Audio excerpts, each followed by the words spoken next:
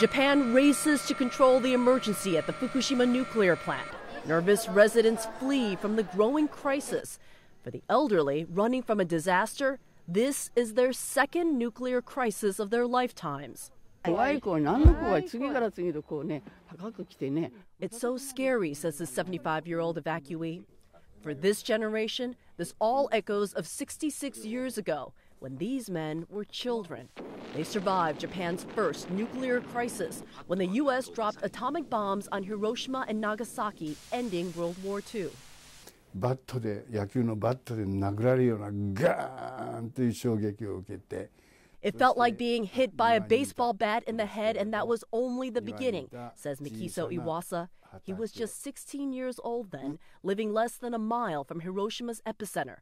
Among the estimated 140,000 killed, his mother, his sister, every single one of his relatives except for one aunt.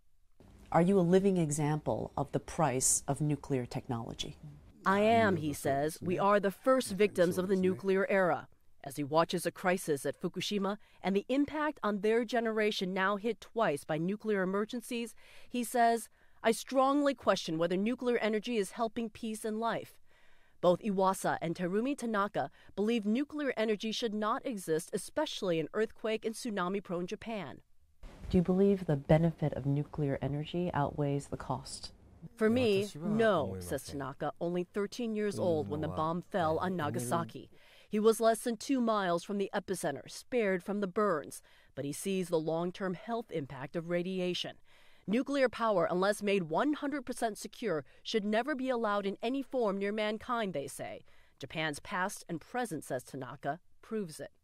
Japan has seen darker days, rose from the ashes to become this, a world-class country and an economic superpower.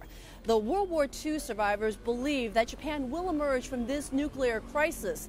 They just wonder if it will be with new lessons learned. At age 81, Iwasa still suffers from radiation-related health problems. But they're nothing, he says, compared to the constant nightmares of his dying mother that haunt him. It's our hope to have us as the final victims, he says.